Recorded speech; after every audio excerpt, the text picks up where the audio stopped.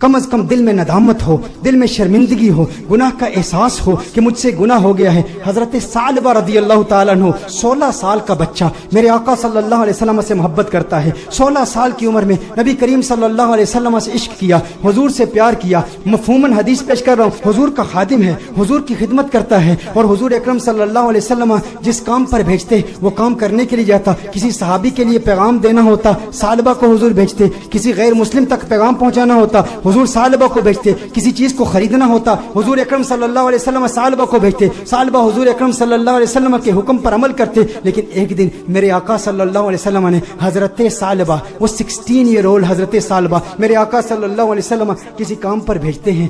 آدھے دن کا کام تھا لیکن بہت وقت ہو گیا، ثعلبہ واپس نہیں آئے۔ ثعلبہ کہاں گئے؟ جب واپس آ رہے تھے تو دیکھا کہ ایک حمام ہے، اس حمام میں ایک عورت نہا رہی ہے، ایک پردہ لٹکا ہوا ہے، ہوا کا تیز جھونکا آتا ہے، پردہ اٹھتا ہے، ان کی نظر اس عورت پر پڑ جاتی ہے۔ ان کے دل میں کچھ رغبت ہوئی، کچھ میلان ہوا، دل میں خیال آیا، ہے ثعلبہ دوسری نظر تو حرام ہے لیکن آج تو نے کیا کیا؟ آج تو نے اس عورت کو دیکھ لیا، یہ عورت نہا رہی تھی، تو نے اس حالت میں دیکھ لیا۔ تیرا دعویٰ یہ ہے کہ تو حضور اکرم صلی اللہ علیہ وسلم کا غلام ہے۔ اتنی کم عمری میں اللہ جل وعلا نے تجھے اتنا بڑا مقام دیا، اتنی بلندی دی، دنیا تجھے خادم مصطفیٰ کہتی ہے، دنیا تجھے حضور اکرم صلی اللہ علیہ وسلم کا صحابی کہتی ہے، حضور کا خدمت گزار ہو کے اس عورت کو تو نے دیکھا۔ ثعلبہ پر رقت طاری ہو گئی، اس قدر روئے، چہرہ آنسوں سے بھیگ گیا۔ ثعلبہ روتے ہوئے اپنے آپ سے یہ کہتے ہیں، ہو نہ ہو میرے آقا صلی اللہ علیہ وسلم پر یہ وحی نازل ہو چکی ہوگی، اللہ نے کلام کیا ہوگا کہ ثعلبہ منافق ہو گیا ہے، حضور اکرم صلی اللہ علیہ وسلم کی خدمت میں رہنے والا،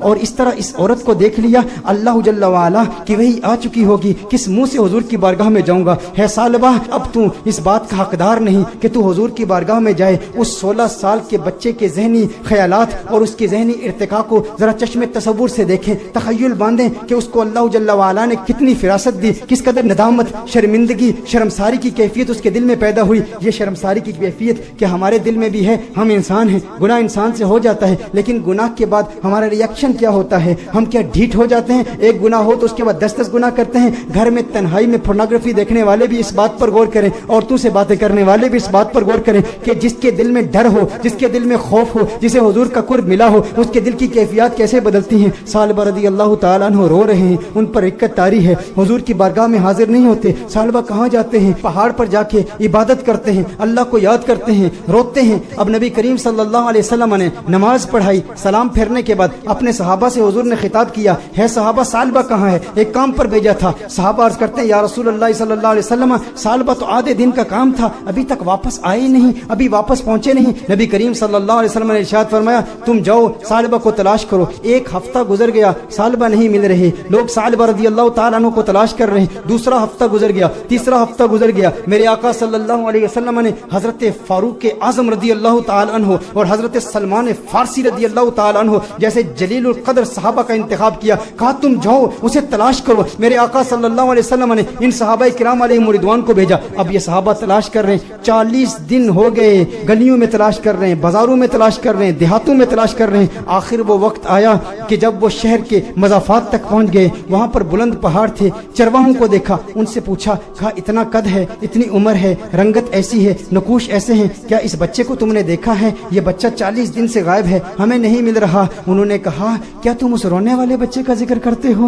وہ جو روتا بہت ہے۔ کہا کیا مطلب؟ کہا اس رونے والے بچے کا ذکر کرتے ہو جس پر ہمیشہ رقت طاری رہتی ہے۔ کہا کیا مطلب؟ کون سا رونے والا بچہ؟ کہا جو تم نے اس کی ڈسکرپشن بیان کی ہے نا، جب ہم رات کو سوتے ہیں نا تو ان بلند پہاڑوں سے ایک بچے کی رونے کی آوازیں آتی ہیں، اس کی درد بھری آواز ہمارے سینے تک پہنچتی ہے، وہ روتا ہے اور رو رو کے اللہ کو پکارتا ہے، وہ معافیا مانگتا ہے، ہمیں پتہ نہیں اس سے ہوا کیا ہے۔ کہا وہ آپ کے پاس کب آتا ہے؟ کہا ہم چرواہے ہیں، بکریاں چراتے ہیں، کبھی کبھی آ جاتا ہے، بکریوں کا دودھ پیتا ہے اور چلا جاتا ہے۔ فاروق اعظم نے فرمایا کب آئے گا؟ کہا یہ اس کے آنے کا وقت ہے، ابھی آ ہی رہا ہوگا۔ فاروق اعظم رضی اللہ تعالیٰ عنہ، سلمان فارسی رضی اللہ تعالیٰ عنہ علیحدہ ہو کر چھپ جاتے ہیں کہ کہیں ثعلبہ ہی نہ ہو۔ دیکھتے ہیں کہ ثعلبہ آ رہا ہے، ثعلبہ آ رہا ہے تو رو رہا ہے، دودھ پیتا ہے پیالے میں، لیکن پیالے میں دودھ کے ساتھ اس کے آنسو بھی گر رہے ہیں۔ فاروق اعظم رضی اللہ تعالیٰ عنہ فوراً باہر آتے ہیں، سلمان فارسی فوراً باہر آتے ہیں، او ثعلبہ تجھے کیا ہوا ہے؟ ثعلبہ تیرا چہرہ بدل گیا، اس قدر نحیف ہو گیا، اس قدر کمزور ہو گیا۔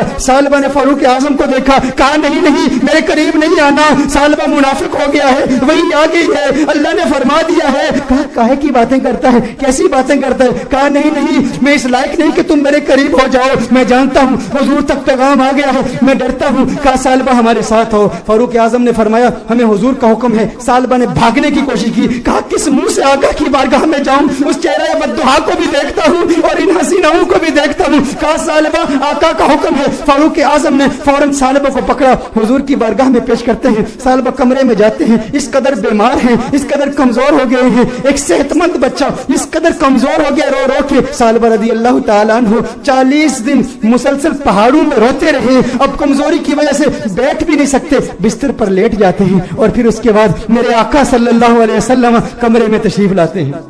نبی کریم صلی اللہ علیہ وسلم جب کمرے میں تشریف لاتے ہیں, وہ کریم آقا ہیں, ان کی شان کریمی کے کیا کہنے, ان کی عظمتوں کے کیا کہنے. چہیتے سالبہ کو دیکھتے ہیں تو میرے آقا صلی اللہ علیہ وسلم بستر کے قریب تشریف لاتے ہیں, اس کے سر کو اٹھاتے ہیں, اپنی گود میں رکھتے ہیں. ارے کیا قسمت ہے اس صحابی کی. میں کہتا ہوں دوستو, گناہ ہو جائے لیکن گناہ کے بعد بھی شرمندگی بھی ایسی ہو, گناہ ہو جائے پھر گناہ کے بعد ندامت بھی ایسی ہو, گناہ ہو جائے لیکن گناہ کے بعد اپنے نفس کو سزا کا سلسلہ بھی ایسا ہو, اور پھر جب اللہ توبہ قبول کرتا ہے نا تو پھر قسمت عروج پہ ہوتی ہے. پھر اس کے مقدر یوں جھانکتے ہیں, اللہ ایسا کرم فرماتا ہے کہ اسے پھر آقا کی گود نصیب ہوتی ہے. میرے آقا ارشاد فرماتے ہیں اے سالبہ آنکھیں کھولو. سالبہ آنکھیں کھولتے ہیں, کہتے ہیں یا رسول اللہ, آقا میں گنہگار, میں سیاکار, آقا مجھے آپ کی گود ملی, میں اس قابل کہاں.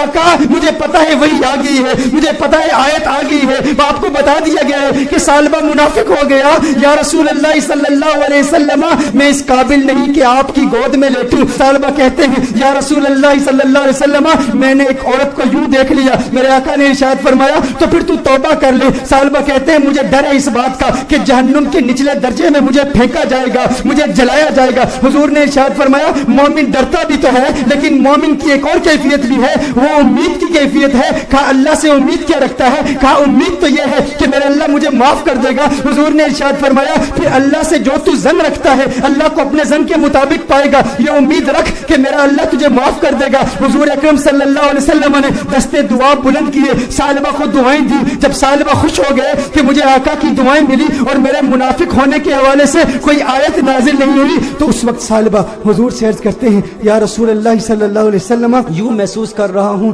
جیسے میرے جسم میں ہزاروں کیڑے رینگ رہے ہیں, اس قدر درد محسوس کر رہا ہوں. میرے آقا رونے لگے. یا رسول اللہ صلی اللہ علیہ وسلم آقا کیوں گریہ فرما رہے ہیں, آقا کیوں رو رہے ہیں. میرے آقا نے ارشاد فرمایا اے سالبہ تیری موت کا وقت آ گیا ہے, ملک الموت آ رہے ہیں, تیرے جانے کا وقت آ گیا ہے. سالبہ نے دیکھا ارے مقدر والا ہے وہ جس کی موت آقا کی گود میں ہو.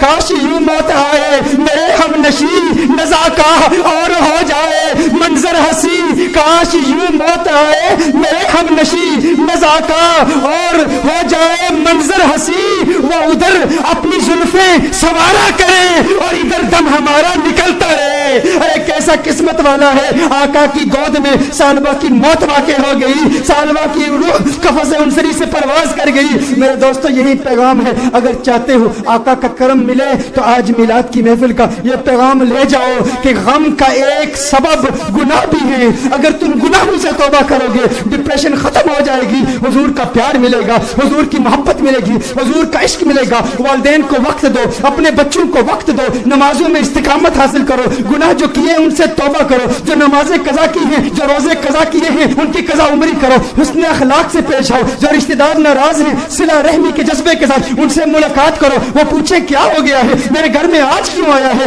کبھی نہیں آیا. کہا تجھے نہیں پتا کل کنز الہدیٰ میں محفل میلاد ہوئی تھی, آقا کا میلاد ہوا ہے اس لیے آیا ہوں. ارے جس سے مل رہا ہے ویسے تو چہرے پر 12 بجے ہوتے ہیں, آج مسکرا کیوں رہا ہے, کیوں مسکرا رہا ہوں. کل حضور کی میلاد کی محفل تھی, میلاد ہوئی ہے, میلاد نے مسکرانا سکھا دیا, میلاد نے زندگی گزارنا سکھا دیا, میلاد نے گناہ سے توبہ کرنا سکھا دیا, میلاد نے ڈپریشن سے بچنا سکھا دیا. میرے دوستو آؤ آج دل میں یہ پختہ ارادہ کرو ہم گناہوں سے بچیں گے.